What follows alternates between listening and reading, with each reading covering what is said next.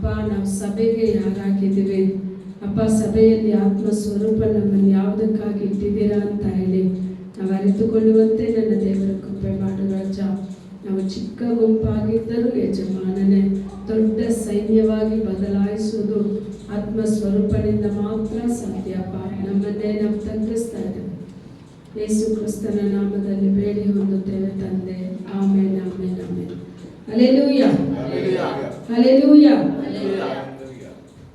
ನಾವೆಲ್ಲ ಸಭೆ ಎಷ್ಟು ಮುಖ್ಯ, ಸಭೆಗೆ ಯಾವುದಕ್ಕಾಗಿ ಸಭೆಗೆ ನಾವು ಬರ್ತಾ ಇದ್ದೀವಿ, ಸಭೆಯಲ್ಲಿ ದೇವರು ನಮ್ಮನ್ನ ಏನಾಗಿಟ್ಟಿದ್ದಾರೆ, ಲೋಕದಲ್ಲಿ ನಮ್ಮನ್ನ ದೇವರು ಏನಾಗಿಟ್ಟಿದ್ದಾರೆ. ನೀವು ಲೋಕಕ್ಕೆ ಏನಾಗಿದ್ದೀರಾ? ಜೋರಾಗಿದೆ. ಬೆಳಕು, ಉಪ್ಪುನು ಸಹ ಅದಕ್ಕಿಂತ ಪ್ರಾಮುಖ್ಯ. ನೀವು ಲೋಕಕ್ಕೆ ಏನಾಗಿದ್ದೀರಾ? ಬೆಳಕಾಗಿದ್ದೀರಾ. ಸರಿ, ಇವಾಗ ಒಂದ್ ಕಡೆ ಫುಲ್ಲು ಕಾರ್ಗತ್ಲೆ ತುಂಬಿದೆ ಅಂತ ಇಟ್ಕೊಳ್ಳಿ. ಒಂದೇ ಒಂದು ಲೈಟ್ ಉರಿತಾ ಇದೆ. ಈ ಫುಲ್ಲು ಕಾರ್ಗತ್ಲೆ ತುಂಬಿರೋ ಜಾಗದಲ್ಲಿರೋ ಜನ ಎಲ್ಲ ಎಲ್ಲಿಗೆ ಬರ್ತಾರೆ? ಬೆಳಕತ್ರ ಬರ್ತಾರೆ. ಯಾಕೆ ಬೆಳಕತ್ರ ಬರ್ತಾರೆ? ಯಾಕೆ ಬೆಳಕತ್ರ ಬರ್ತಾರೆ? ಫುಲ್ ಕಾರ್ಗತ್ಲೆ ತುಂಬಿದೆ, ಕತ್ಲಲ್ಲಿ ಒಂದು ಮನುಷ್ಯ ವಾಸ ಮಾಡೋಕ್ಕಾಗಲ್ಲ. ಅದಕ್ಕೆ ಅವ್ರು ಏನ್ ಮಾಡ್ತಾರೆ, ಎಲ್ಲಿ ಬೆಳಕಿದೆಯೋ ಆ ಬೆಳಕಿನ ಬಳಿಯಲ್ಲಿ ಬರ್ತಾರೆ. ಈಗ ನೀವು ಲೋಕಕ್ಕೆ ಏನಾಗಿದ್ದೀರಾ ಅಂದ್ರೆ ಬೆಳಕಾಗಿದ್ದೀರಾ. ಆ ಬೆಳಕು ಬೆಳಗ್ತಾ ಇದೆಯಾ, ಇಲ್ಲ ಆರಿ ಹೋಗೋ ಸ್ಥಿತಿನಲ್ಲಿದೆಯಾ?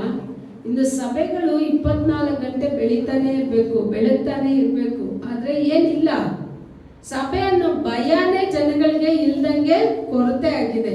ಆದ್ರೆ ನಾವಿವತ್ತು ಸ್ವಲ್ಪ ಜನ ಆಗಿರ್ಬೋದು, ನೀವು ಒಬ್ರೊಬ್ರು ಬೆಳಕಾಗಿ ಮಾರ್ಪಡ್ಬಿಟ್ರೆ ದೇವರು ನಿಮ್ ಬೆಳಕಲ್ಲಿ ಲಕ್ಷಾನುಲಕ್ಷ ಜನ ತಂದು ನಿಲ್ಲಿಸ್ತಾರೆ. ನೀವು ಯಾರನ್ನೂ ಹುಡ್ಕೊಂಡು ಹೋಗ್ಬೇಕಾದ ಅವಶ್ಯಕತೆ ಇಲ್ಲ. ನಿಮ್ಮನ್ನ ಹುಡುಕಿ ನಿಮ್ ಬೆಳಕತ್ರ ಎಲ್ಲಾ ಜನಗಳು ಬರುವಂತೆ ದೇವರು ಮಾಡೇ ಮಾಡ್ತಾರೆ. ಆ ನಂಬಿಕೆ ನಿಮ್ಗೆ ಇರ್ಬೇಕು. ನೀವು ಬೆಳಕಾಗಿ ಮಾರ್ಪಡ್ಬೇಕು, ಆಯ್ತಾ? ಇನ್ನು ನಾವು ತಿಳ್ಕೊಂತೀವಿ, ಕೆಲವೊಬ್ರು ಹೇಳ್ತಾನೆ ಇರ್ತಾರೆ ಪ್ರಾರ್ಥನೆ ತುಂಬಾ ಮುಖ್ಯ ನಮ್ಮ ಜೀವಿತದಲ್ಲಿ. ಪ್ರಾರ್ಥನೆ ನೀವೆಲ್ಲಾನು ನಾನು ಸುಮಾರು ಸಲ ಹೇಳ್ತೀನಿ, ನೀವೆಲ್ಲ ಟ್ರೈ ಮಾಡಿ ನೋಡಿ. 2 ಅವರ್ ಪ್ರೇಯರ್ ಮಾಡೋ ಅಂದ್ರೆ ನೀವು ಮಾಡ್ತೀರಾ. ಇಡೀ ದಿನ ಎಲ್ಲ ಆರಾಧನೆ ಮಾಡಿ ಅಂದ್ರು ನೀವೇನ್ ಮಾಡ್ತೀರಾ? ಮಾಡ್ತೀರಾ. ಎಷ್ಟು ಅವರ್ ಬೈಬಲ್ ಓದ್ತೀರಾ? ಯಾಕೆ ಗೊತ್ತಾ? ಚೆನ್ನಾಗಿ ಯೋಚನೆ ಮಾಡಿ ನೋಡಿ. ನಾವೇನ್ ತಿಳ್ಕೊಂತೀವಿ, ನಾವು ಪ್ರಾರ್ಥನೆ ಮಾಡ್ಬಿಟ್ರೆ ನಮ್ಮ ಪ್ರಾರ್ಥನೆ ದೇವ್ರ ಸಮ್ಮುಖಕ್ಕೆ ಹೊರಟೋಗುತ್ತೆ. ದೇವ್ರು ನನ್ನ ಪ್ರಾರ್ಥನೆನ ಕೇಳ್ತಾರೆ, ನನ್ನ ಆರಾಧನೆನ ಕೇಳ್ತಾರೆ ಅಂತ. ದೇವ್ರು ಮೊದಲು ನಮ್ಮ ಪ್ರಾರ್ಥನೆ ಕೇಳ್ಬೇಕಂದ್ರೆ ಫಸ್ಟ್ ನನ್ನಲ್ಲಿ ಏನಿರ್ಬೇಕು ಅಂತ ಹೇಳಿ ಸತ್ಯವೇದದಲ್ಲಿ ಎಷ್ಟು ಸ್ಪಷ್ಟವಾಗಿ ಕೊಟ್ಟಿದ್ದಾರೆ ಅಂತ ಹೇಳಿದ್ರೆ, ಈ ವಚನಗಳನ್ನೆಲ್ಲ ಓದಿದ್ರೆ ನಿಜವಾಗ್ಲೂ ಹೇಳ್ತೀನಿ, ಸತ್ಯವೇದ ಸಾಧಾರಣವಾದದ್ದೇ ಅಲ್ಲ. ಸತ್ಯವೇದ ಯಾವುದನ್ನ ನಮಗೆ ತೋರಿಸ್ತಾ ಇದೆ ಅಂತ ಹೇಳಿದ್ರೆ, ನಾವು ಆರಾಧನೆ ಮಾಡೋ ದೇವರು ಎಂತವ್ರು, ಅವರ ಗುಣಗಳು ಎಷ್ಟು ದೊಡ್ಡದು, ಅವರ ಕಾರ್ಯ ಏನು, ಅವ್ರು ಯಾವಾಗ ಇದ್ರು, ಯಾವ ಕಾಲದಲ್ಲಿ ಅವ್ರು ಸೃಷ್ಟಿಯಾದ್ರು, ಮನುಷ್ಯನಿಂದ ಸೃಷ್ಟಿಯಾದ್ರ, ಮನುಷ್ಯನ ಕೈಯಿಂದ ಉಂಟು ಮಾಡಿದ್ದ, ಇಲ್ಲ ಇಡೀ ಲೋಕವನ್ನೇ ಸೃಷ್ಟಿ ಮಾಡಿದ್ದ ಆತನ ಅಂತ ಹೇಳಿ ಪ್ರತಿಯೊಂದು ವಿವರಣೆ ಯಾವ್ದು ಕೊಡುತ್ತೆ ಅಂತ ಹೇಳಿದ್ರೆ ಸತ್ಯವೇದನೇ ನಮಗೆ ಕೊಡುತ್ತೆ. ಈ ಸತ್ಯವೇದ ಕೊನೆ ಆಗದೇ ಇಲ್ಲ. ನೀವು ಎಷ್ಟೇ ಓದಿದ್ರು ಸರಿ, ಏನೇ ಮಾಡಿದ್ರು ಸರಿ, ಸತ್ಯವೇದ ಯಾವತ್ತಿಗೂ ಕೊನೆ ಆಗೋದೇ ಇಲ್ಲ. ನಾವೇನ್ ತಿಳ್ಕೊಂತೀವಿ, ನಾನು 21 ದಿವಸ ಉಪವಾಸ ಪ್ರಾರ್ಥನೆ, ಆ ಪ್ರಾರ್ಥನೆ, ಈ ಪ್ರಾರ್ಥನೆ, ಎಲ್ಲ ಪ್ರಾರ್ಥನೆ ನಾನು ಒಡಕಲ್ಲಿ ಹೋಗಿ ನಿಂತು ಬಿಟ್ರೆ ದೇವರು ಕೇಳ್ಬಿಡ್ತಾರೆ. ದೇವರು ಮೊದಲು ನಮ್ಮ ಪ್ರಾರ್ಥನೆನ ಕೇಳ್ಬೇಕು ಅಂದ್ರೆ ಯಾರು ಪ್ರಾರ್ಥನೆನ ದೇವರು ಕೇಳ್ತಾರೆ ಅಂತ ಹೇಳಿದ್ರೆ, ಪ್ರಾವರ್ಬ್ಸ್ ಜ್ಞಾನೋಕ್ತಿಗಳು 28ನೇ ಅಧಿಕಾರ, ಎಲ್ಲರೂ ತೆಗಿರಿ ಇಂಗ್ಲಿಷಲ್ಲಿ. ಪ್ರಾವರ್ಬ್ಸ್ 28:9 ಜ್ಞಾನೋಕ್ತಿಗಳು 28:9ನೇ ವಚನ. ಎಲ್ಲರೂ ಶಬ್ದವಾಗಿ ಓದಿ.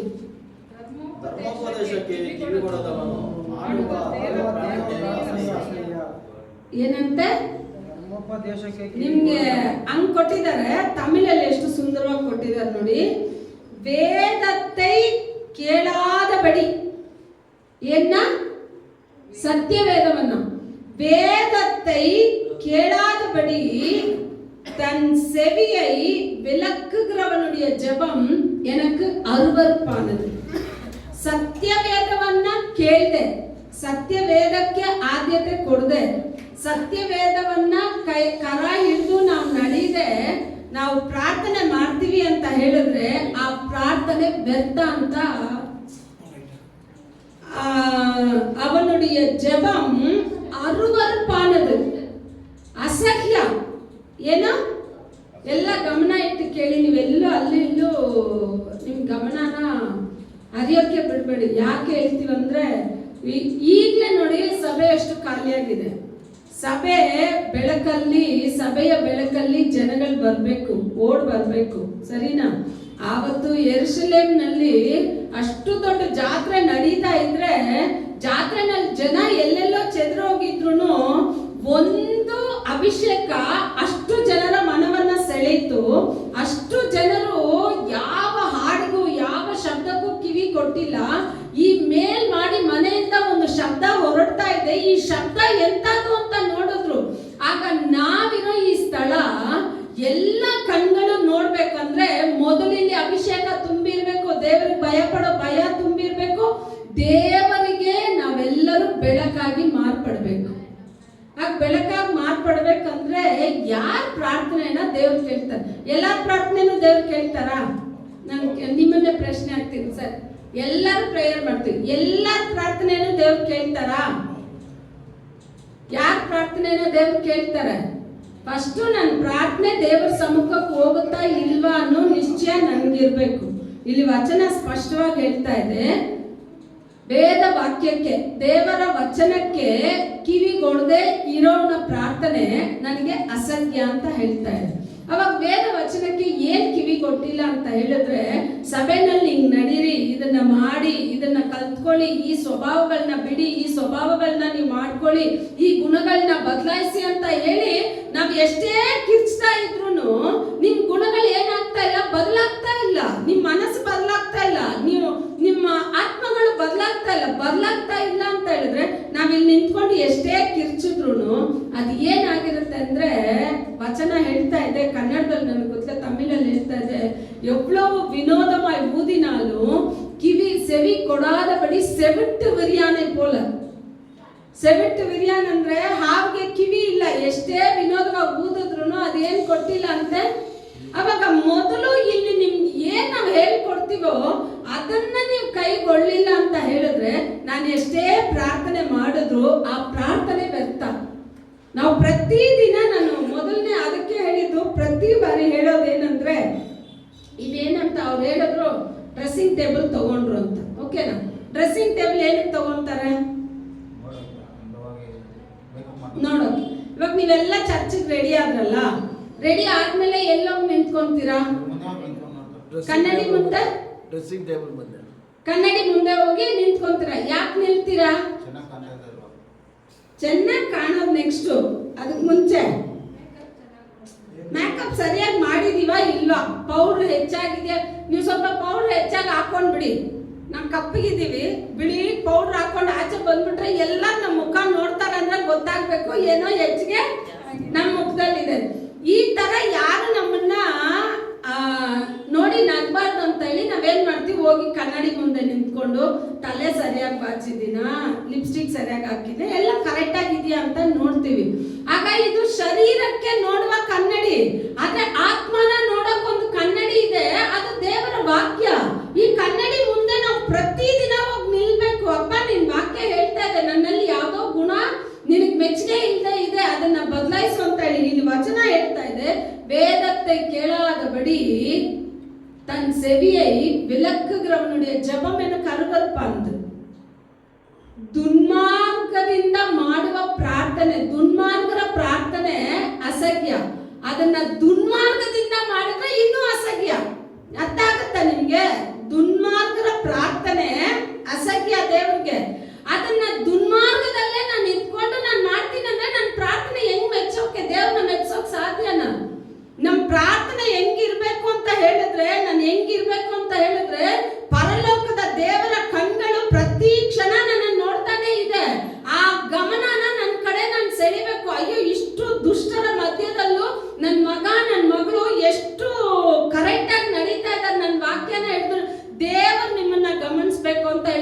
ದೇವರ ಗಮನ ನಿಮ್ ಕಡೆ ಸೆಳಿಬೇಕು ಅಂತ ಹೇಳಿದ್ರೆ ಎಷ್ಟು ಸುಂದರವಾಗಿ ಯೆಶಾಯ 66 2 ಎತ್ತಿ ಓದ್ ನೋಡಿ. ಟಕ್ ಟಕ್ ಅಂತ ವಚನ ಎತ್ತಿ ಸ್ವಲ್ಪ ಇವತ್ತು. ಯೆಶಾಯ 66 2 ಅನ್ಕೊಂತೀನಿ. ನನ್ನ ಕೈ ನಿರ್ಮಿಸಿತು, ಹೌದು ನನ್ನ ಕೈಯಿಂದಲೇ ಇವುಗಳೆಲ್ಲ ಉಂಟಾದವು. ನಾನು ಕಟಾಕ್ಷಿಸುವವನು ಎಂತವನೆಂದರೆ ದೀನನು, ಮನಮುರಿದವನು, ನನ್ನ ಮಾತಿಗೆ ಭಯಪಡುವವನು ಆಗಿರುವವನೇ. ನಿಮ್ಗೇನಾಗಿದೆ? ನನ್ನ ಮಾತಿಗೆ ಭಯಪಡುವವನಾಗಿದೆ. ಅಷ್ಟೇ ತಾನೇ ಕೊಟ್ಟಿದ್ದಾರೆ. ಆದ್ರೆ ತಮಿಳಲ್ಲಿ ನೋಡಿ ಭಾಷಾಂತರ ಮಾಡುವಾಗ ಎಷ್ಟು ಚೆನ್ನಾಗಿ ಮಾಡಿದ್ದಾರೆ. ஆனாலும் சிறுமைப்பட்டு ஆவியில் நொறுங்குண்டு என் வசனத்துக்கு ನಡುಂಗುಗ್ರವನೆಯೇ ನೋಕಿ ಪಾರ್ಪೇನು. ಯಾರನ್ನ ದೃಷ್ಟಿಸಿ ನೋಡ್ತಾರೆ ದೇವರು? ಆತನ ವಚನಕ್ಕೆ ಭಯ ಬಿತ್ತು. ಆಗ ಆತನ ವಚನಕ್ಕೆ ನಾನು ಭಯ ಬಿತ್ತು, ಆತನ ವಾಕ್ಯಕ್ಕೆ ನನ್ನ ಕಿವಿಯನ್ನ ನಾನು ಚಾಚಿ ಆತನ ವಾಕ್ಯಕ್ಕೆ ನಾನು ವಿಧೇಯರಾಗಿ ನಡೆಯೋದಾದ್ರೆ ನನ್ನ ಪ್ರಾರ್ಥನೆ ದೇವ್ರ ಸಮ್ಮುಖಕ್ಕೆ ಹೋಗುತ್ತೆ. ಇಲ್ಲ ಅಂದ್ರೆ ನಿಮ್ ಪ್ರಾರ್ಥನೆ ನೀವಿರೋ ದುಷ್ಟತನದಲ್ಲೇ ಇಟ್ಕೊಂಡು ನಿಮ್ ಮನಸ್ಸಿಗೆ ಬಂದಂತೆ ನಿಮ್ ಇಷ್ಟಕ್ಕೆ ನೀವು ಬಾಳಿ ನಾನು ದಿನಾ ಪ್ರಾರ್ಥನೆ ಮಾಡ್ತೀನಿ, ನಾನು ದಿನಾ ಸತ್ಯವೇದ ಓದ್ತೀನಿ ಅಂತ ಹೇಳಿದ್ರು ಆ ಪ್ರಾರ್ಥನೆ ಎಲ್ಲಿ ಬಂದು ಬೀಳುತ್ತೆ ಅಂತ ತಿಳ್ಕೊಂತೀರಾ? ಕೀರ್ತನೆಗಳು 35:13. ಕೀರ್ತನೆಗಳು 35:13. ಒಬ್ರು ಲೂಕ 11 ಎತ್ತಿಟ್ಕೊಳ್ಳಿ. 11:34. 35:13.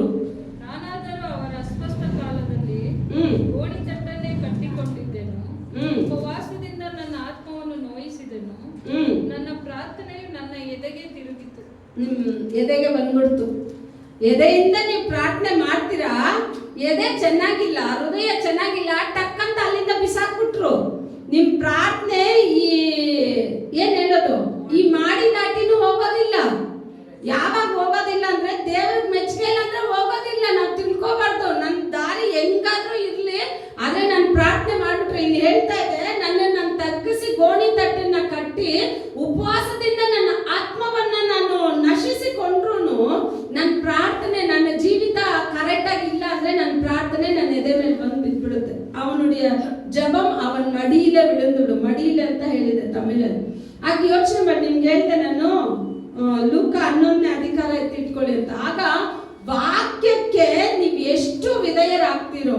ಇಲ್ಲಿ ನಾವು ಹೇಳೋವಾಗೆಲ್ಲ ಹೇಳ್ತೀವಿ ನಿಮ್ಗೆ ಮನೆಗೆ ಹೋಗಿ ಹೇಳ್ಕೊಡೋ ವಾಕ್ಯಗಳನ್ನ ಓದಿ ಓದಿ ಓದಿ ಅಂತ. ಇಡೀ ವಾರ ಎಲ್ಲ ನಮಗ್ ಟೈಮೇ ಏನಿರೋದಿಲ್ಲ. ದೇವರಿಗೆ ಯಾವಾಗ ನಾವು ಆದ್ಯತೆ ಕೊಡೋಕ್ಕಾಗುತ್ತೆ? ಕೊನೆ ಕಾಲದಲ್ಲಿ ಇದೀವಿ, ಪ್ರತಿಯೊಂದು ದಿನಾನು. ಯಾಕೆ ಅಂತ ಹೇಳಿದ್ರೆ ವಚನ ಹೇಳ್ತಾ ಇದೆ, ನೀವೆಲ್ಲ ಹೋಗಿ ಮನೆಯಲ್ಲಿ 25ನೇ ವಿಮೋಚನ ಕಾಂಡ 25 ಮೇಲೆ ಓದಿ ನೋಡಿ. ಅದ್ರಲ್ಲಿ ಹೇಳುತ್ತೆ 6 ದಿನ ದೇವರು ನಿಮಗೆ ಕೊಟ್ಟಿದ್ದಾರೆ. ಎಷ್ಟು ದಿನ ಕೊಟ್ಟಿದ್ದಾರೆ? ಎಷ್ಟು ದಿನ ದೇವ್ರು ಕೇಳಿದ್ದಾರೆ? 1 ದಿನ. ನಾವೇನ್ ಮಾಡ್ತೀವಿ? 6 ದಿನಾನೂ ಕಳೀತೀವಿ, ದೇವ್ರು ಕೂಡ 1 ದಿನಾನೂ ಕಳೀತೀವಿ. ಆ ದೇವರು ಕೊಡೋ 1 ದಿನದಲ್ಲಿ ನಮ್ಗೆ ಎಷ್ಟೇ ಸಂಪಾದನೆ ಬಂದ್ರು ಈ ದಿನ ನಂದಲ್ಲ, ಇದು ದೇವರಿಗೆ ಮೀಸಲಿಟ್ಟ ದಿನ. ಇದರಲ್ಲಿ ನನ್ಗೆ ಏನೇ ಬರೋದಿದ್ರು ಬೇಡ, ನಾನು ಹೋಗಿ ದೇವರ ಸಮ್ಮುಖದಲ್ಲಿ ಇರ್ತೀನಿ ಅನ್ನೋ ಒಂದು ತೀರ್ಮಾನ ನಮ್ಮ ಜೀವಿತದಲ್ಲಿ ನಾವು ತೆಗಿಬೇಕು. ಯಾಕಂದ್ರೆ ಕೊನೆ ಕಾಲದಲ್ಲಿ ಜೀವಿಸ್ತಾ ಇದ್ವಿ. ನೀವು ತಿಳ್ಕೊಳ್ತೀರಾ, ಹಳೆ ಒಡಂಬಡಿಕೆನಲ್ಲಿ 6 ದಿನ ನಿಮಗ್ ಕೊಟ್ರು, 1 ದಿವಸ ದೇವ್ರ ದಿನ ಅಂತ ಇತ್ತು. ಹೊಸ ಒಡಂಬಡಿಕೆನಲ್ಲಿ 6 ದಿನ ಅಲ್ಲ, ಹೊಸ ಒಡಂಬಡಿಕೆನಲ್ಲಿ 24 ಗಂಟೆ ದೇವ್ರಿಗೆ ಅಂತ ನೀವು ಮೀಸಲಿಟ್ರು ಕಾಲಗಳು ಸಾಲೋದಿಲ್ಲ, ನಮ್ಮ ಜೀವಿತಗಳು ಬದಲಾಗೋದಿಲ್ಲ. ಯಾಕಂದ್ರೆ ಅಷ್ಟು ಕಠಿಣವಾದ ಕಾಲದಲ್ಲಿ ಹೋಗ್ತಾ ಇದೀವಿ.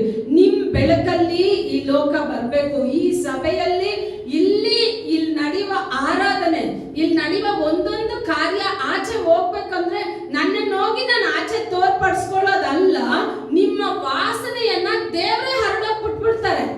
ಎಲ್ಲ ಕಡೆ ಹರಡೋಗ್ಬಿಡ್ತಾರೆ, ಒಂದು ಕಡೆನೇ ಇಕ್ಕೋದಿಲ್ಲ. ನಾನು ಹೇಳಿದ್ನಲ್ಲ, ಒಂದು ಮರ ಇದೆ ಹಳೆ ಒಡಂಬಡಿಕೆನಲ್ಲಿ, ಅದ್ರ ಹೆಸರು ಏನಂದ್ರೆ ಮರ್ಮರ. ಕನ್ನಡದಲ್ಲಿ ಏನ್ ಕೊಟ್ಟಿದೆ, ಜಾಲಿ ಮರ ಅಂತ ಕಾಣಿಸುತ್ತೆ. ಅದ್ರಲ್ಲಿ ಏನಿರುತ್ತೆ ಅಂದ್ರೆ ಫುಲ್ ಮುಳ್ಳುಗಳು, ದೊಡ್ಡ ದೊಡ್ಡ ಮುಳ್ಳಿರುತ್ತೆ.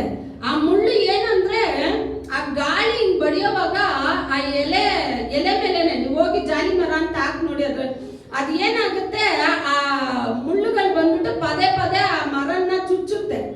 ಆದ್ರೆ ಆ ಮರ ತುಂಬಾ ಕಹಿ ಅಂದ್ರೆ ಕಹಿ, ಅದ್ರ ಹತ್ರ ಯಾರು ಹೋಗೋಕ್ ಆಗೋದಿಲ್ಲ. ಮಾಡೋದಿಲ್ಲ, ಅದ್ರ ಹಣ್ಣನ್ನ ಯಾರು ಮುಟ್ಟೋದಿಲ್ಲ, ಅದನ್ನ ಒಬ್ರು ತಿರುಗಿ ನೋಡ್ತಾ ಇರ್ಲಿಲ್ಲ. ಆಗ ಎಲ್ಲಾ ಪಕ್ಕದಲ್ಲಿರೋ ಮರದಲ್ಲೆಲ್ಲ ಜನಗಳು ಓಡಾಡಿ ಹಣ್ಣುಗಳನ್ನ ಕಿತ್ತು ತಿಂದ್ರು ಈ ಒಂದು ಮರ ಏನ್ ಮಾಡುತ್ತೆ, ಯಾವಾಗ್ಲೂ ಅಳುತ್ತಂತೆ. ಏನಪ್ಪ, ನನ್ನ ಮರ ಹತ್ರ ಯಾರು ಬರ್ತಾ ಇಲ್ಲ, ಯಾರು ನನ್ನನ್ನು ನೋಡ್ತಾ ಇಲ್ಲ ಅಂತ ಹೇಳಿ ಅದು ಚಿಂತೆ ಪಟ್ಟು ಅದೋಗಿ ತನ್ನನ್ನು ತೋರ್ಪಡಿಸಿಲ್ಲ. ಆ ಗಾಳಿ ಜೋರಾಗಿ ಬಡಿಯೋವಾಗ ಮುಳ್ಳು ಹೋಗಿ ಹೋಗಿ ಆ ಮರನ ಚುಚ್ಚಿ, ಆ ಮರನ ಚುಚ್ಚಿ ಚುಚ್ಚಿ ಆ ಮರದಿಂದ ದ್ರವ್ಯ ಆಚೆ ಬರುತ್ತಲ್ಲ, ಆ ಡ್ರಾಪ್ ಡ್ರಾಪ್ ಬರೋ ನೀರ್ ತರ ಬರೋದು ಏನಾಗುತ್ತಂದ್ರೆ ಒಳ್ಳೆ ಸ್ಮೆಲ್ಲು ಅದರಿಂದ ಬರೋಕ್ ಸ್ಟಾರ್ಟ್ ಆಯ್ತಂತೆ. ಅದು ಎಲ್ಲಿದೆ ಅಂದ್ರೆ ಊರ್ಗ ಆಚೆ ಇದೆ, ಕಾಡಲ್ಲಿದೆ. ಆದ್ರೆ ಇವಾಗ ಆ ವಾಸನೆ ಎಲ್ಲಿ ಬರ್ತಾ ಇದೆ, ಅದು ಊರಿಗೆ ಬಂದು ತನ್ನನ್ನು ತೋರಿಸ್ಪಡಿಸ್ಕೊಳ್ಳಿಲ್ಲ.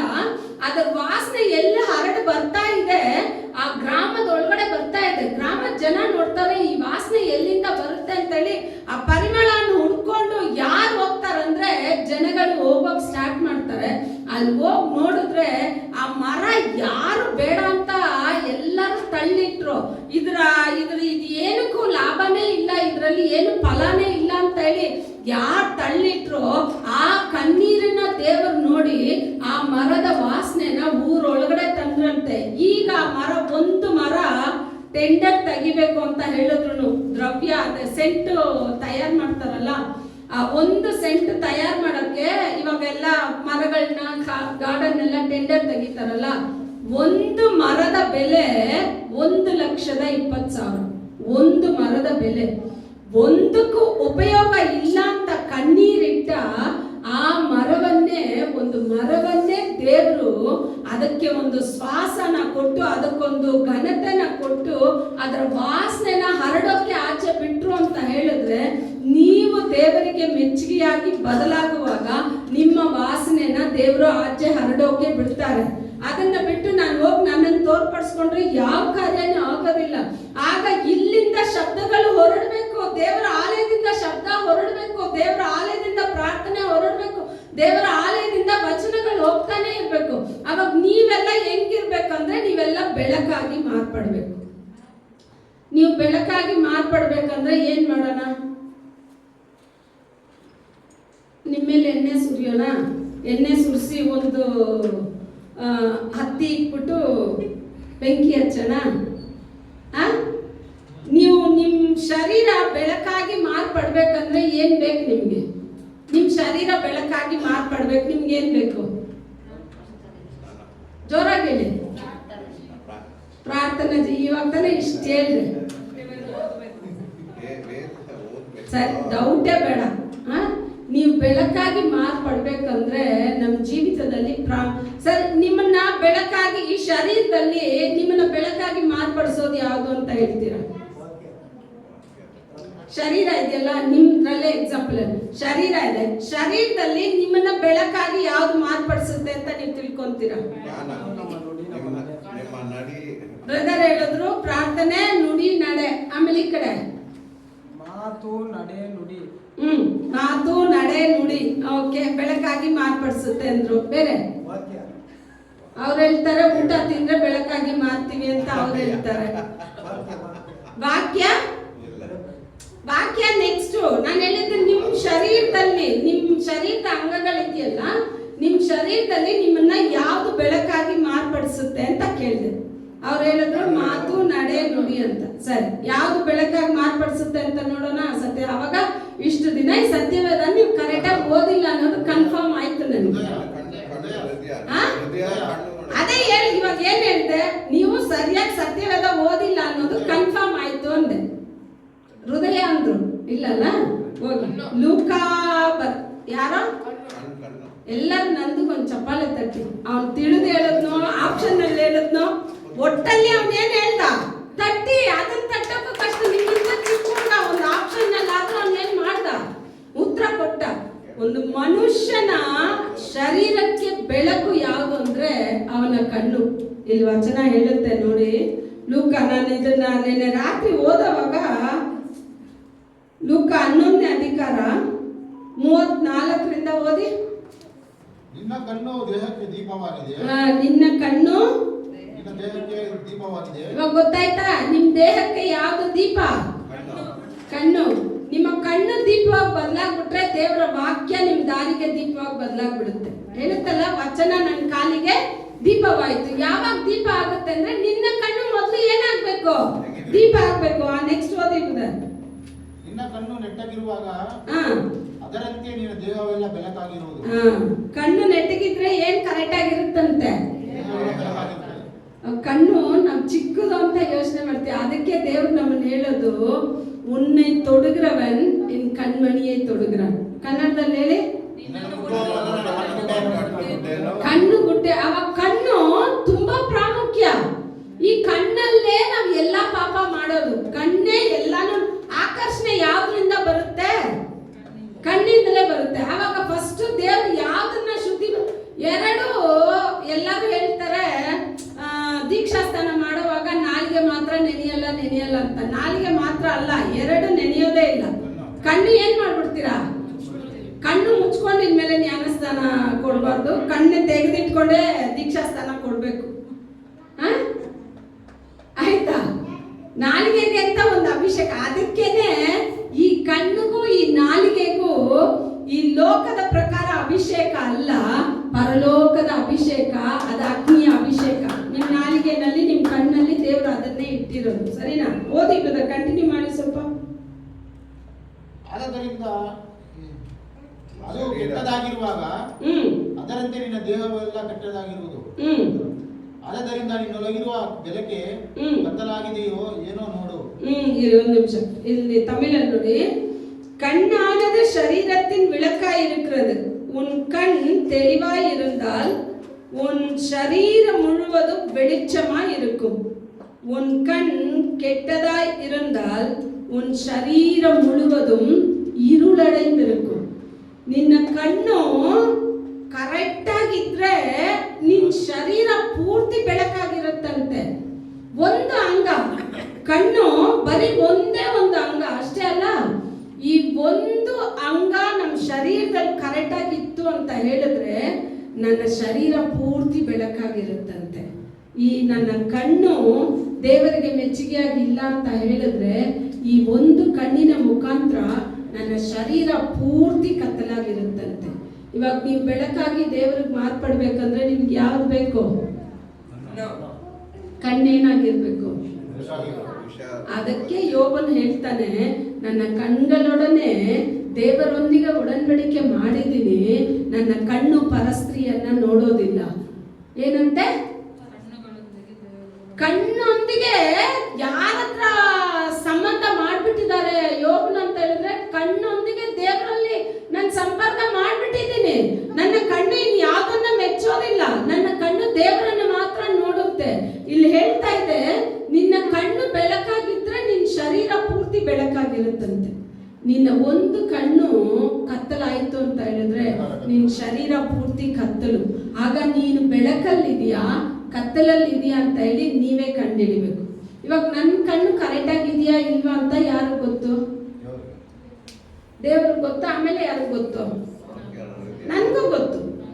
ನನಗೆ ಗೊತ್ತು, ನನ್ನ ದೇವ್ರಿಗೆ ಗೊತ್ತು. ನಾನು ಎಷ್ಟೇ ನಾನು ಪ್ರಾರ್ಥನೆ ಮಾಡಿದ್ರು ನಾನು ಕರೆಕ್ಟ್ ಇಲ್ಲ ಅಂತ ಹೇಳಿದ್ರೆ ನನ್ನ ಪ್ರಾರ್ಥನೆನೂ ಹೋಗೋದಿಲ್ಲ, ನನ್ನ ಮನಸ್ಸು ಹೋಗೋದಿಲ್ಲ. ಯಾಕಂದ್ರೆ ನನ್ನಲ್ಲಿ ಏನು ತುಂಬಿದೆ? ಕತ್ತಲು ತುಂಬಿಕೊಂಡಿದೆ. ಇದುವರೆಗೂ ಮಗು ಹುಟ್ಟೋಕೆ 2-3 ನಿಮಿಷಗಳು ಮಾತ್ರ ಇರ್ತಲ್ಲ, ಕ್ಷಣಗಳು ಮಾತ್ರ. ಆಗ್ಲೇ ಯೇಸು ಸ್ವಾಮಿ ಲೇಸರ್ ಆಪರೇಷನ್ ಮಾಡೋ ತರ ಆ ಕಣ್ಣುಗಳನ್ನ ನೀವು ಯಾವತ್ತಾದ್ರೂ ಯೋಚನೆ ಮಾಡಿ ನೋಡಿದ್ರೆ, ಕನ್ನಡಿ ಮುಂದೆ ನಿಂತ್ಕೊಂಡು ನಿಮ್ ಕಣ್ಣನ್ನ ಮುಚ್ಚಿ ಬ್ಲಿಂಕ್ ಮಾಡಿ ತೆಗೆದು ನೋಡಿ ಎಷ್ಟು ಕ್ಲೀನ್ ಆಗಿ. ಇದೆರಡು ಮಗು ಹೊಟ್ಟೆನಲ್ಲಿ ಇರೋವಾಗವರೆಗೂ ಸ್ಕ್ಯಾನಿಂಗ್ ಅಲ್ಲೇ ನೀವು ನೋಡಿ ಕಣ್ಣು ಮುಚ್ಚೇ ಇರುತ್ತೆ, ಕಣ್ಣು ತೆಗ್ದಿರಲ್ಲ. ಯಾಕಂದ್ರೆ ಅದು ನೀರಲ್ಲಿದೆ. ಕಣ್ಣು ತೆಗೆದ್ರೆ ಅದಕ್ಕಾಗೋದಿಲ್ಲ. ಕಣ್ಣು ಯಾವಾಗವರೆಗೂ ಮುಚ್ಚಿರುತ್ತೆ ಅಂದ್ರೆ 9 ತಿಂಗಳು ಹೊಟ್ಟೆನಲ್ಲಿ ಇರುವಾಗ ಅದು ಮುಚ್ಚೇ ಇರುತ್ತೆ. ಅದು ಇನ್ನು ಕೆಲವೊಂದು ಕ್ಷಣಗಳಲ್ಲಿ ಆಚೆ ರಿಲೀಸ್ ಆಗಿ ಬರ್ಬೇಕು ಅಂತ ಹೇಳಿದ್ರೆ ಆಗ್ಲೇ ಏಸಪ್ಪ ಹೋಗಿ ಲೇಸರ್ ಆಪರೇಷನ್ ಮಾಡೋದು. ಎಷ್ಟು ಕ್ಲೀನ್ ಆಗಿ ಮಾಡ್ತಾರೆ ನೋಡಿ. ಒಳಗಡೆನೂ ಏಟ್ ಬೀಳ್ಬಾರ್ದು. ಈ ರೆಪ್ಪೆಗಳನ್ನ ಎಷ್ಟು ಕ್ಲೀನ್ ಆಗಿ ತೆಗಿತಾರೆ. ಅದು ಬರೋವಾಗ ಕಿರ್ಚ್ಕೊಂಡು ಬರೋವಾಗ ಸ್ವಲ್ಪ ಹೊತ್ತು ಬಿಟ್ಟು, ಆ ಕಾಲದಲ್ಲೆಲ್ಲ 1 ವಾರ 3 ದಿನ 4 ದಿವಸ ಕಣ್ಣು ತೆಗೆದೇ ಇತ್ತು. ಈಗ ಬರೋದೆಲ್ಲ ಕಣ್ಣು ತೆಗ್ಕೊಂಡೇ ಬಂದ್ಬಿಡ್ತಾ ಇದೆ, ಕಿರ್ಚ್ಕೊಂಡೇ ಬರ್ತಾ ಇದೆ. ಗಮನಿಸಿ ನೋಡಿ ಎಷ್ಟು ಫಾಸ್ಟ್ ಆಗಿದೆ ಅಂತ. ಅವಾಗ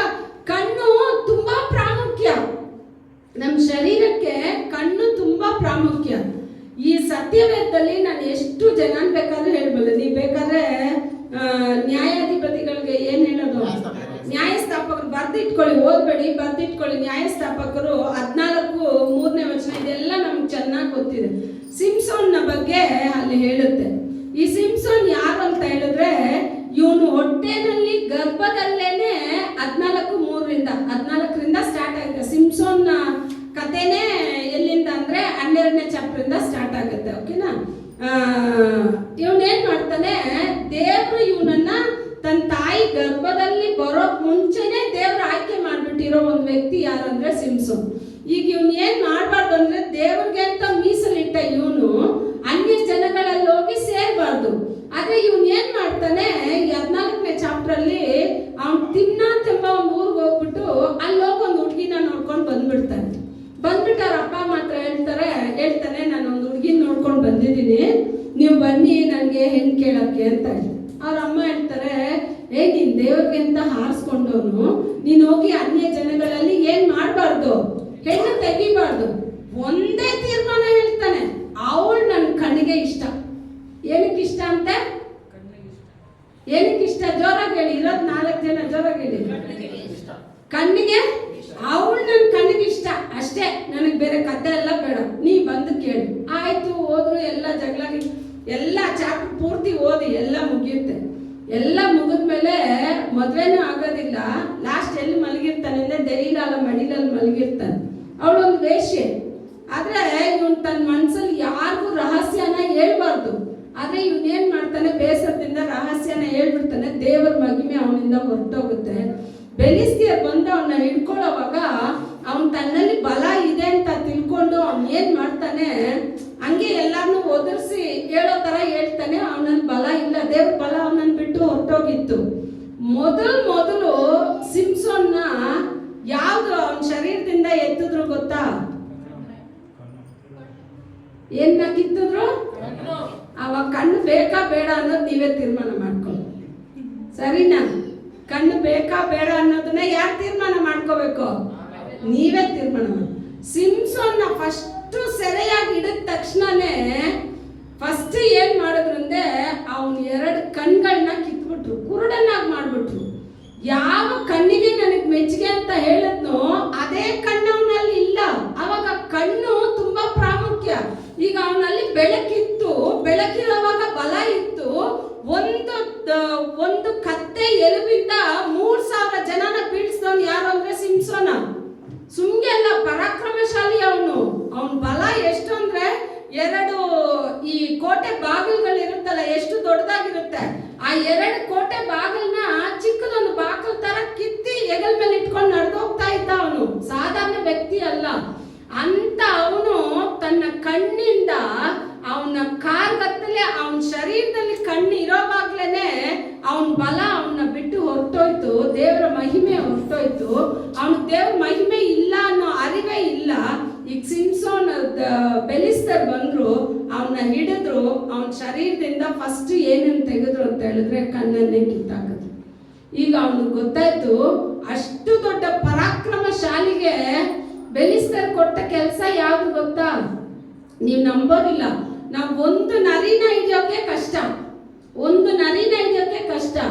ಇವನೊಬ್ಬನೇ ಕಾಡಿಗೋಗಿ 300 ನರಿಗಳನ್ನ ಹಿಡಿತಾನೆ. 1-2 ಅಲ್ಲ, 300 ನರಿಗಳನ್ನ ಹಿಡಿದು 2 ನರಿಗಳ ಬಾಲನ ಕಟ್ಟಿ ಆ ಬಾಲದಲ್ಲಿ ಪಟಾಕಿ, ಕರೆಕ್ಟಾ? ಪಟಾಕಿನ ಏನ್ ಮಾಡ್ತಾನೆ, ಆ ಪಟಾಕಿಗಳನ್ನ ಕಟ್ಟಿ ಬೆಲಿಸ್ತಿಯರ ಏನು ಅವ್ರು ಬೆಳೆದಿರುತ್ತಲ್ಲ ಬೆಳೆ, ಅದ್ರೊಳಗಡೆ ಕಳಿಸ್ತಾನೆ. ನರಿಗಳ ಪಟಾಕಿ ಶಬ್ದಕ್ಕೆ ಎಲ್ಲಾನು ಹಾಳು ಮಾಡ್ಬಿಡ್ತು. ಅಷ್ಟೊಂದು ದೊಡ್ಡ ಪರಾಕ್ರಮಶಾಲಿ. 300 ನರಿಗಳನ್ನ ಒಬ್ಬ ಹಿಡಿದಿರ್ತಾನೆ ಅಂದ್ರೆ ಅವನು ಎಷ್ಟು ಪರಾಕ್ರಮಶಾಲಿ. ಇಂಥ ಪರಾಕ್ರಮಶಾಲಿಗೆ ದೇವರ ಮಹಿಮೆ, ಆ ಘನತೆ, ಆ ಅಭಿಷೇಕ ಅವನ್ನ ಹೊರಟೋದ ತಕ್ಷಣ ಅವನು ಕೊಟ್ಟ ಕೆಲಸ ಯಾವ್ದು ಗೊತ್ತಾ? ಆ ಅರಮನೆಯಲ್ಲಿ ಹೋಗಿ ಅಕ್ಕಿ ಬೀಸ್ಬೇಕು. ಏನ್ ಬೀಸ್ತಾ ಇದ್ದಾನೆ ಇವಾಗ? ಆಗ ಅವನು ನೆನೆಸ್ತಾನೆ, ನಾನು ಎಷ್ಟು ದೊಡ್ಡ ಪರಾಕ್ರಮಶಾಲಿ, ನೀನ್ ನನ್ನ ನೆನೆಸ್ದೆ. ನಾನು ನನ್ನ ಕಣ್ಣಿಗೆ ಮೆಚ್ಚುಗೆಯಾಗಿ ನನ್ನ ಶರೀರ ಪೂರ್ತಿ ಇವಾಗ ಕತ್ತಲಾಗಿದೆ ಅಪ್ಪ, ಆದ್ರೆ ಒಂದು ಸಲ ನನ್ನ ನೆನೆಸ್ಕೋ. ಅವನ್ ಕೂದಲು ತೆಗೆದ್ಬಿಟ್ರು, ಯಾಕಂದ್ರೆ ಅವನ್ ಬಲ ಕೂದಲಲ್ಲೇ ಇತ್ತು. ಅವನು ದೇವ್ರಿಗೆ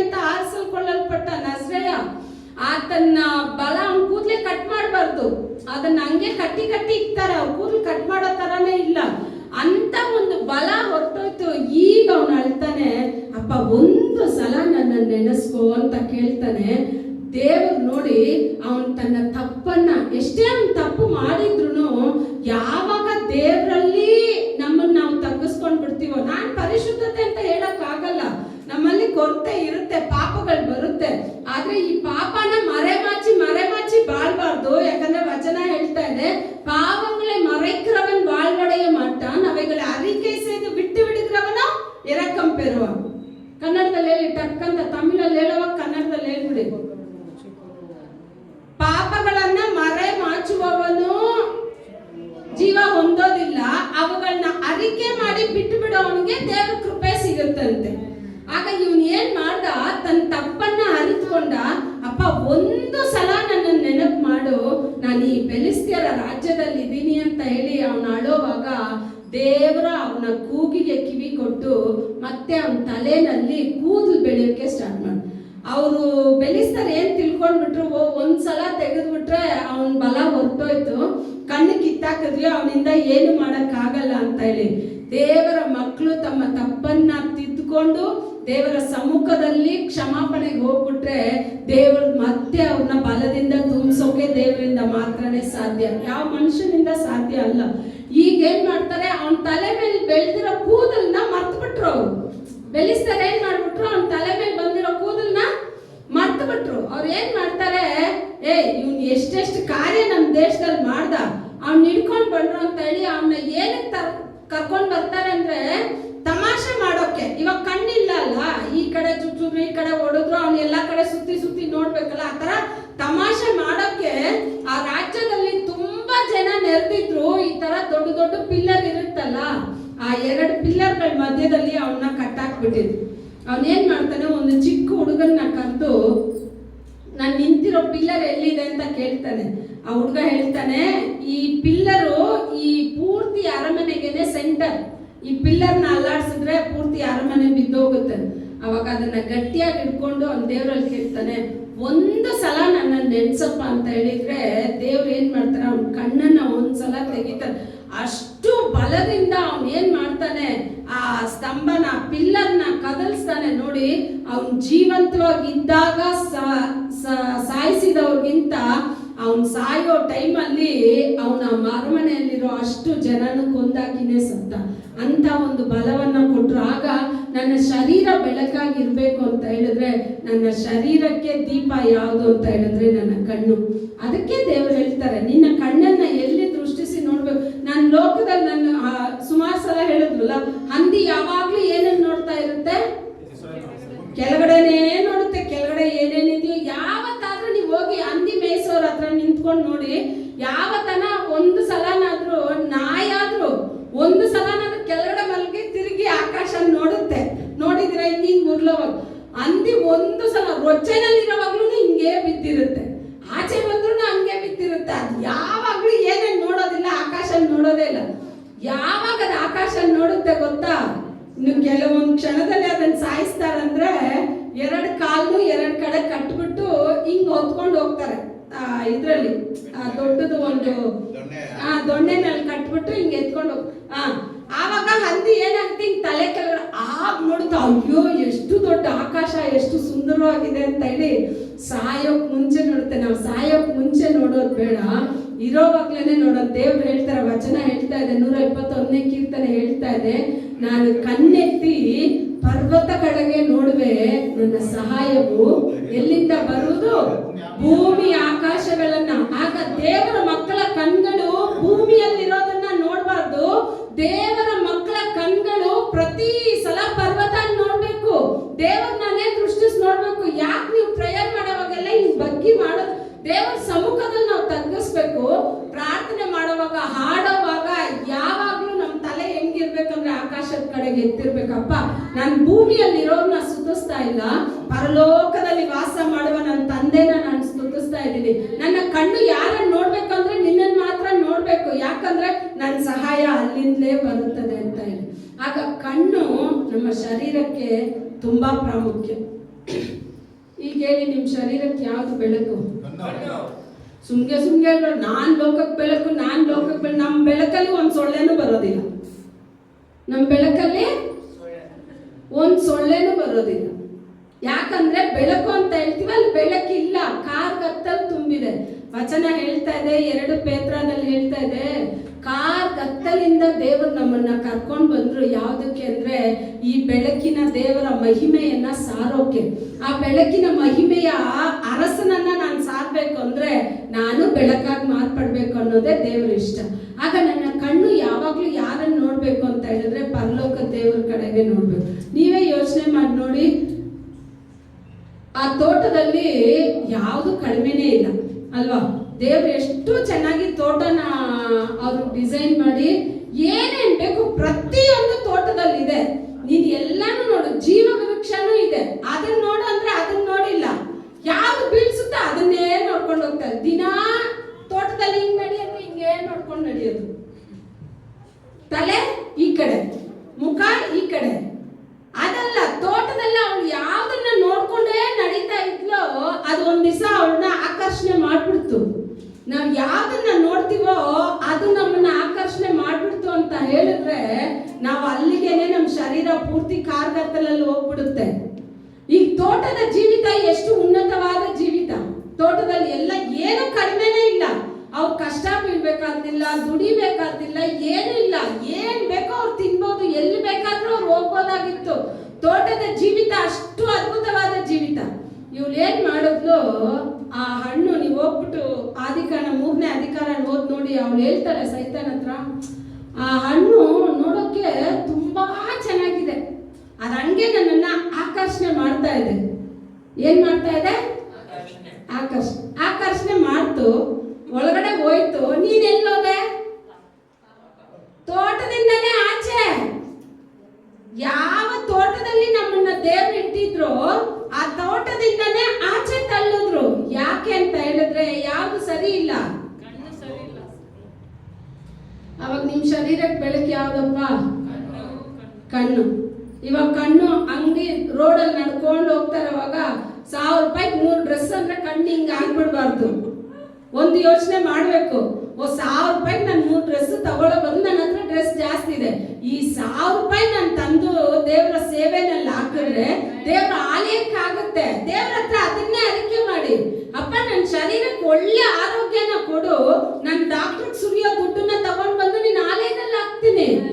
ಪ್ರತಿ ಬಾರಿನೂ ಅಷ್ಟೇ, ನೀವು ಏನಾದ್ರೂ ನಿಮ್ಗೆ ಹೃದಯ ತುಂಬಾ ಮೆಚ್ಚುಗೆ ಆದ ಬೆಲೆ ಬಾಳುವ ವಸ್ತು ಆಗಿದ್ರು ಅದ್ರಲ್ಲಿ ಲೆಕ್ಕ ಹಾಕಿ 5000ದಲ್ಲಿ ನಾನು ಒಂದು ಸೀರೆ ಇಸ್ಕೊಂತೀನಿ ಅಂತ ಹೇಳಿದ್ರೆ ಹಿಂಗ್ ಕಟ್ಟಿ ಹಂಗ್ ಮತ್ತೆ ಆಂಗರ್ ಅಲ್ಲೇ ಅದ್ ನೇತಾಡ್ತಾ ಇರುತ್ತೆ. ಕರೆಕ್ಟಾ? 5000 ಎಲ್ಲಿ ನೇತಾಡ್ತಾ ಇದೆ? ಈ ವರ್ಷದಿಂದ ಬರೋ ವರ್ಷಕ್ಕೆ ಅದ್ ಮತ್ತೆ ಆಚೆ ಬರುತ್ತೆ. ಆದ್ರೆ ಅದೇ 5000ನ ನಾನು ತಂದು ದೇವರ ಆಲಯದಲ್ಲಿ ಹಾಕಿದ್ರೆ ದೇವರ ಆಲಯದ ಏನೋ ಒಂದು ವಿಸ್ತಾರಕ್ಕೆ ಉಪಯೋಗ ಆಗುತ್ತೆ. ನೀವು ತಿಳ್ಕೋಬಾರ್ದು, ಓ ದೇವ್ರ ಭಿಕ್ಷಕರು ನಮ್ಮಿಂದ ಬೇಡ್ತಾ ಇದ್ದಾರೆ ಅಂತ. ಆತ ಸರ್ವ ಸೃಷ್ಟಿಗೆ ಒಡೆಯ, ಸರ್ವವನ್ನು ಆಳ್ವಿಕೆ ಮಾಡೋ ಆತನು. ಆತನಿಗೆ ದುಡ್ಡೆಲ್ಲ ಅವಶ್ಯಕತೆ ಇಲ್ಲ, ಆತನಿಗೆ ನಿಮ್ ಕಾಣಿಕೆ ಎಲ್ಲ ಅವಶ್ಯಕತೆ ಇಲ್ಲ. ಕಾಣಿಕೆಗಿಂತ ಪ್ರಾಮುಖ್ಯ ನೀವು. ನಿಮ್ಮನ್ನೇ ದೇವರು ನೋಡೋದು. ಕಾಣಿಕೆ ಹಾಕೊಂಡ್ರೆ ದುಡ್ಡು ಮಾತ್ರ ಕಾಣಿಕೆ ಅಲ್ಲ, ನನ್ನನ್ನೇ ನಾನು ಕಾಣಿಕೆಯಾಗಿ ಸಮರ್ಪಿಸ್ಬಿಡ್ಬೇಕು. ಅವಾಗ ನಿಮ್ಮನ್ನೇ ನೀವು ಸಮರ್ಪಿಸ್ಬೇಕು ಅಂದ್ರೆ ನಿಮ್ ಬೆಳಕಲ್ಲಿ ನಮ್ ಸಭೆ ಎಲ್ಲ ಕಡೆ ನೋಡೋ ತರ ತಿರುಗಿ ನೋಡಿ ಬೆಳಕಾಗಿ ಮಾರ್ಪಟ್ಟು ಈ ಬೆಳಕತ್ರ ಎಲ್ಲ ಬರ್ಬೇಕು ಅಂತ ಹೇಳಿದ್ರೆ ನೀವ್ ಈ ಮಳೆಗಾಲದಲ್ಲಿ ಮನೆ ಒಳಗಡೆ ಇರೋ ಲೈಟ್ ಎಲ್ಲ ಆಫ್ ಮಾಡಿ, ಮಳೆಗಾಲದಲ್ಲಿ ಆಚೆ ಇರೋ ಲೈಟ್ ಹಾಕಿಕ್ಕಿ ಎಲ್ಲಿರೋ ಆ ಲೈಟ್ ಹುಳ ಇರುತ್ತಲ್ಲ ಅದ್ ನೋಡಿ ರಾಶಿ ರಾಶಿ ಬಂದು ಬಿದ್ದಿರುತ್ತೆ. ನೀವ್ ಹೋಗಿ ನಾನು ಲೈಟ್ ಹಾಕಿದೀನಿ ಬಾ ಬಾ ಬಾ ಅಂತ ಕರೀತೀರಾ? ಅದೇನ್ ಮಾಡ್ತು? ಬೆಳಕ್ ನೋಡಿ.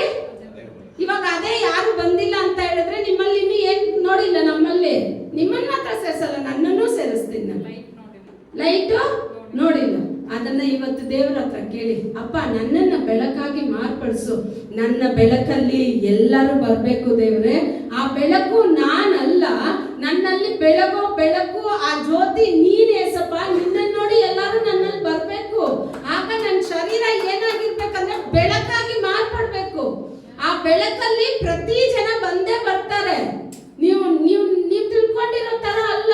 ಇಸ್ರೇಲ್ ಜನರು ಐಗುಪ್ತ ಜನರಿಗೆ ಭಯ ಬಿದ್ದಾಗ ಹಿಂದೆ ನೋಡಿದ್ರೆ ಅಗ್ನಿಸ್ತಂಭ, ಮುಂದೆ ನೋಡಿದ್ರೆ ಮೇಘಸ್ತಂಭ. ಈಗ ಎರಡು ಮುಂದೆ ಹೋಗ್ತಾ ಇದೆ, ಅವ್ರ ದಾರಿ ತೋರ್ಸಕ್ಕೆ ಮೇಘಸ್ತಂಭನೂ ಹೋಗ್ತಾ ಇದೆ, ಅಗ್ನಿಸ್ತಂಭನೂ ಹೋಗ್ತಾ ಇದೆ.